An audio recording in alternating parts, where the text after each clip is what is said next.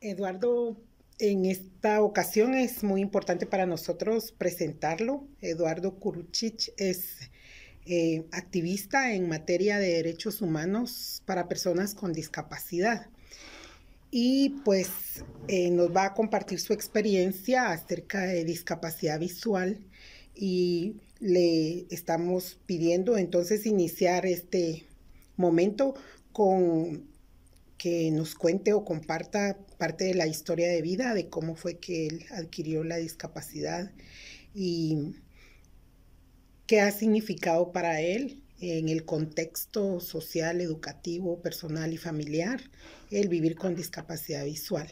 Así que bienvenido, Eduardo. Ok, bueno, primero que nada, gracias por el espacio. Creo que es importante el poder generar este tipo de espacios que hacen conciencia a la población. Ok, bueno, como bien ya lo mencionó, mi nombre es Eduardo Kurruchich. Soy una persona con discapacidad visual adquirida. En este caso, mi condición es ceguera total. Bueno, inicia hace casi 10 años, ¿sí? Adquiero la discapacidad por un accidente, en este caso de violencia. Em, pues lamentablemente en este caso es una situación un poco engorrosa, ya que eh, recibo una bala, por la cuestión de delincuencia le disparan al piloto de un bus en el que viajaba y a mí me da una de esas balas, lo que hace que adquiera una condición de discapacidad. Bueno, la bala entra en el lóbulo, perdón, sí, en el área lateral derecha, ¿sí? Hace una perforación del nervio óptico del ojo derecho, se tiene un desvío en el tabique nasal y sale en el ojo izquierdo, por lo cual tengo una enucleación en el ojo izquierdo. Obviamente el diagnóstico es visibilidad cero, em, por lo cual podríamos decir que es ceguera total en este caso, ¿verdad? Bueno, mencionaban algo importante y preguntaba algo importante en relación a ese desarrollo. En ese momento de mi vida, yo estaba estudiando, bueno, realmente estaba iniciando a estudiar. Entonces suspendo nuevamente la parte académica por la cuestión de salud, específicamente por el proceso tanto médico como psicológico en este caso. eh, Tuve un proceso pues de inclusión nuevamente a la sociedad. En este caso pasé por una serie de condiciones como un proceso de rehabilitación en el cual en principio pues me aportó para poder desarrollarme con mejor autonomía como persona. Podría mencionar que el primer acercamiento que tuve fue básicamente a nivel educativo, porque aprendí a utilizar una computadora en un centro de habilitación o de rehabilitación. Este, pues era reaprender nuevamente cómo se desarrollan todos los procesos, como, bueno, desde una persona regular hacia otra perspectiva, que en este caso era una persona con ceguera. Em, pues logré pasar con mm, bien en la parte de capacitación en cuanto al uso de las TICs. Y muy probablemente es porque yo ya tenía un conocimiento previo de cómo se manejaban. Realmente no es tan distinto el uso que se le da a partir de no tener una condición de discapacidad a tener una condición de discapacidad visual en este caso. O sea, es muy relativo, ya que uno sigue utilizando los mismos comandos y sigue utilizando básicamente lo mismo, excepto que ya no usa el mouse. De ahí para allá es la misma utilización que se le da. Pero esto básicamente, el poder utilizar este tipo de tecnologías me dio también paso para poder generar a partir de ello un proceso educativo. Mm, Me quedé justamente en un periodo de diversificado, como ya mencionaba. Ingreso a estudiar a un centro de educación regular En este caso, saqué un bachillerato en ciencias y letras y bueno, la verdad es que el proceso fue un poco complejo, ya que de una u otra forma dentro de nuestra sociedad aún tenemos ciertos prejuicios acerca de cómo vemos a las personas por su apariencia. Y pues en mi caso fue cuando llegué a inscribirme al centro educativo, me plantean así como, bueno, es que aquí no tenemos cómo poder abordar este tipo de problemáticas, o sea, me lo dijeron así. Y además, es un edificio y tiene gradas y no va a poder subir las gradas, o sea, comenzaban a ver un montón de obstáculos antes de preguntarme si en realidad yo podía desarrollarme dentro de ese entorno. O sea, el anteponer una idea acerca de la capacidad que tiene una persona por su condición versus la persona que tiene las capacidades para poder desarrollarse dentro de un ámbito específico. Entonces creo que esas dos perspectivas son las que normalmente manejamos dentro de la sociedad. O sea, vemos a una persona con un tipo de discapacidad, cualquiera que sea y automáticamente pensamos en la incapacidad. Así es y no sobre la capacidad de la persona. Entonces creo que eso de una u otra forma fue una barrera con la que me encontré en este proceso de educación. Eh, pues y en realidad estábamos hablando únicamente de la parte de infraestructura. O sea, más allá de eso, yo creo que ni siquiera se habían puesto a considerar la parte de la currícula. Ya cuando, bueno, yo les dije que sí, me podía movilizar solo, que utilizaba ayudas técnicas como mi bastón y que podía utilizar otras herramientas técnicas como una computadora, una grabadora, un celular o cualquier otra que me pudiese servir para mi proceso educativo, fue así como que, bueno, está bien, entonces puede lo inscribirse. aceptamos. Ajá. Sin embargo, creo que no midieron tampoco la parte de la currícula, como les decía. O sea, nunca se imaginaron que tendrían que haber hecho adecuaciones curriculares en alguna medida o, como lo plantea la convención, ajustes razonables. Ya cuando ya estaba inscrito y de plano ya fue el segundo o tercer día de clases que ya se comienza a tomar como con más seriedad la parte académica, bueno, muchos de mis profesores se comenzaron a encontrar con, bueno, ¿y qué vamos a hacer ahora? O sea, ¿cómo vamos a abordar esto? Eh, Igual, tal vez desde la misma lógica de tener cierta iniciativa de parte del docente, tratando de buscar algunas alternativas con las cuales pudiesen equipararme, en este caso, con las mismas oportunidades con mis compañeros. Y a veces se complicaban un poquito más la vida porque eran cosas mucho más sencillas como el poder venir y preguntarme a mí si era factible hacer X o Y ajuste. O sea, y con ajustes me refiero a que en alguna medida algún profesor vino y trató de hacer hasta una maqueta, o sea, él vino y por su iniciativa, y creo que es algo que se puede aplaudir de parte para el docente, pero, o sea, hizo un trabajo que seguramente le llevó todo un fin de semana para poder realizarlo y era mucho más sencillo el poder determinarlo, o sea, comenzó a hacer una maqueta súper grande y me la dio para que yo la pudiera tocar y yo creo que eso es bien importante y se puede hacer. Pero a veces la practicidad de las cosas también es una condición que se puede revisar. Y no digo que esté mal el hecho de haber hecho la maqueta, sino el hecho de no haberle preguntado a la persona sobre la necesidad que tenía al respecto. O sea, en algún momento puede ser que otra persona con la misma condición de discapacidad la hubiese necesitado. Sin embargo, yo tenía una perspectiva acerca de mi entorno. O sea, en este caso, él me hizo una maqueta del centro educativo. O sea, para mí... Para que pudiera Para que movilizarse y conocer conocer exactamente. la infraestructura y el espacio. Exacto.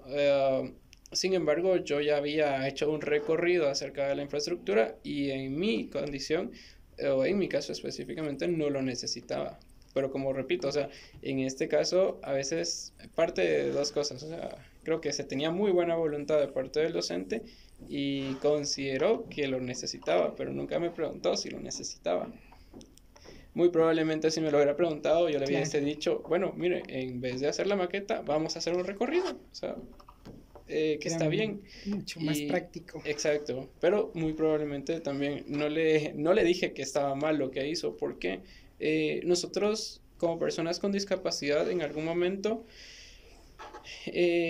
como con el resto de las personas, tenemos algunas destrezas más desarrolladas que otras. Y muy probablemente a mí, en lo personal, me pudo haber servido o no esa maqueta. Pero tal vez a otra persona sí hubiese sido muy imprescindible el hecho de poder utilizar esa maqueta. Entonces, tratamos tampoco de no cerrar esas puertas. O sea, tratar de dejar la voluntad, pero tratando también de visibilizar el hecho de que en principio es más práctico venir y preguntarle a una persona si X método le funciona. Creo que eso es algo que estamos tratando de construir. Digo tratando porque en realidad cada vez que voy a algún lugar trato de plantearlo así. O sea, es más fácil venir y preguntarle a la persona qué es lo que necesita para después poder hacer esas modificaciones. Porque puede ser que uno venga y se trate de inventar el agua azucarada. Entonces, y a veces no es tan así. Bueno, continúo un poquito. Bueno, dentro de este proceso educativo obviamente me encontré con docentes como este que mencionaba, que tenían muy buena disposición y muy buena voluntad, y obviamente docentes que también no tenían esa apertura para poder hacerlo. Y recuerdo principalmente a mi profesor de contabilidad, por ejemplo, que era así como, es que yo no le voy a enseñar a él porque no va a aprender. O sea, que tenía ese tipo de paradigmas. Exactamente, él manejaba todavía cierta idea o cierto prejuicio acerca de las personas con discapacidad. Y pues, o sea, fue una lucha constante con el profesor porque era, o sea, yo le preguntaba algo y era así muy cortante a la hora de decirme, es que ¿para qué le voy a explicar? Si igual no me va a entender. O sea, y obviamente su metodología no era la más adecuada porque era así como, bueno, sabemos que en contabilidad se utilizan columnas, ¿verdad? Entonces, no decía la columna 1 la sumamos con la columna 3 y damos como resultado la columna 4, o sea, sino era esta columna la suman con esta y el resultado es este. Entonces, sí, obviamente ahí... Instrucciones o indicaciones. Exacto, o sea, ahí totalmente fuera la información. Y yo era más práctico a veces recurrir a un compañero de clase para preguntarle cómo era el proceso para poder tener esa idea y poder hacerlo yo, pues en este caso en mi computadora, porque utilizaba como un programa como Excel, por ejemplo, que es como práctico para poder utilizarlo y principalmente en contabilidad. En esa área. Ok, bueno, eso tal vez resume un poco de cómo fue la faena en este caso de la parte académica. Por otro lado, dentro de los procesos sociales y familiares principalmente, afortunadamente, bueno, creo que siempre me he considerado como una persona independiente. Yo creo que eso favoreció muchísimo dentro de mi proceso de rehabilitación y de autonomía o para comenzar a encaminarme en este nuevo contexto que estaba viviendo de la ceguera. Tuve mucho apoyo de personas cercanas a mí, como amigos y familiares, y creo que eso fue bien valioso en ese proceso de comenzar a retomar un ritmo de vida. Creo que, bueno, por lo menos yo creo que tuve esa oportunidad. He conocido a muchas otras personas que más allá de poder fomentar y favorecer la autonomía de las personas, cuando tienen o adquieren una condición de discapacidad, lo que hacen es restringir mucho más a la persona. Aislarla o aislarse también. O aislarse, pero como decía, es que en principio la familia y la sociedad juega un rol importante dentro de ese proceso en el que la persona va a decidir aislarse o desarrollarse de mejor forma como más autónoma. Como les repito, en mi caso, afortunadamente mi familia sí tuvo esa disposición de poder apoyar y poder aportar y poder dejarme hacer. Bueno, y ser también en este caso. Cosa que en realidad dentro de nuestras sociedades todavía no estamos acostumbrados a esas situaciones. Y Así es. pensamos que el hecho de venir y darle ciertas responsabilidades a una persona que tiene o que adquiere una condición de discapacidad, eh, es casi hacerlo por gusto porque no lo va a desarrollar la persona.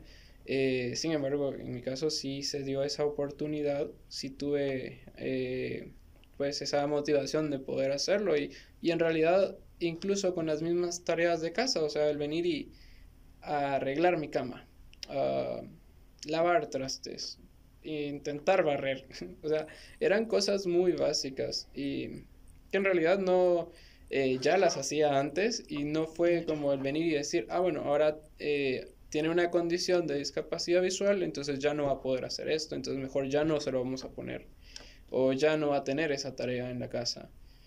Y fue todo lo contrario, en realidad yo creo que me ponían más cosas que hacer. Le asignaban más responsabilidades. Sí, yo creo que sí. Em, yo creo que eso fomentó mucho más la autonomía como persona. ¿Por qué? O sea, el hecho de venir y pues, hacer una actividad bastante común como poder lavar los trastes, o sea, ayuda a que el día de mañana que yo, bueno, como yo vivo solo en este caso, pero eso lo voy a decir un poquito más adelante, ayuda cuando una persona se independiza, porque al final de cuentas uno va a hacer sus propias actividades de casa, o sea, Claro. sus compras, va a mantener un orden, o sea, Sí. eso lo va a terminar haciendo uno, pues, en este caso, eso a mí me benefició mucho dentro de casa. Externamente creo que, y decía que la sociedad juega también un papel importante Sí. y no solo la familia. ¿Por qué? Porque cuando mis amigos se comenzaron a enterar de que había adquirido una condición de discapacidad, pues en principio no se alejaron. Creo que eso es algo ya importante. Creo que tampoco me vieron diferente y seguían viendo a la misma persona. O sea, en realidad no había cambiado absolutamente nada dentro de mi personalidad en este caso, así que podía seguir siendo la misma persona con la que hablaban, con la que molestaban, con la que nos íbamos a no sé, alguna fiesta o algo así, y siguió siendo exactamente las mismas Una condiciones. dinámica de relación, de Exactamente, compañerismo.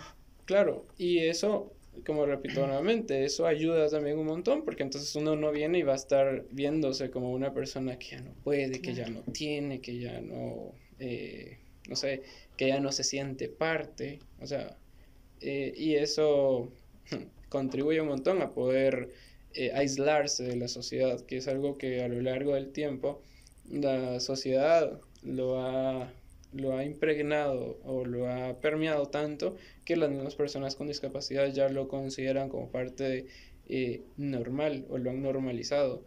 En este caso, normalmente cuando se ve a una persona con discapacidad, yo creo que muchas personas lo habrán visto ya y ya es como algo muy común verlo.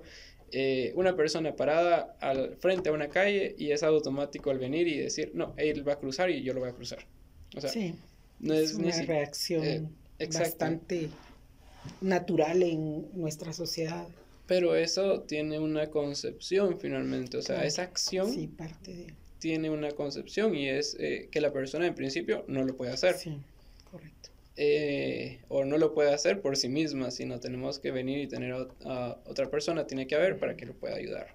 En segunda instancia es como tratar de invisibilizar un poco la concepción de discapacidad y no ver que nuestras condiciones de vida son inaccesibles muchas veces para las personas con discapacidad. O sea, por ejemplo, la parte de infraestructura, porque no existen las condiciones que se adapten. Así es. hacia las necesidades de toda la población en general, o sea, no es ni siquiera de las mismas personas con discapacidad, sino es de toda la población. Entonces creo que sí, la sociedad juega un papel súper importante dentro de estos procesos de rehabilitación y pues principalmente creería yo que los dos ámbitos donde más nos desenvolvemos como personas, que es en el área educativa, o sea, en la parte inicial, y en el ámbito familiar. Eso contribuye posteriormente a poder desarrollarnos de forma autónoma en espacios laborales, por ejemplo, o en emprendimientos propios. Entonces creería yo que una de las bases es tanto el área de educación como el área familiar. Y si encontramos barreras en estas dos áreas, normalmente vamos a tener como resultado personas que no logran desarrollar todas sus habilidades y todas sus competencias para la vida finalmente, que es normalmente lo que planteamos que para lo que sirven las competencias, ¿verdad? Así es.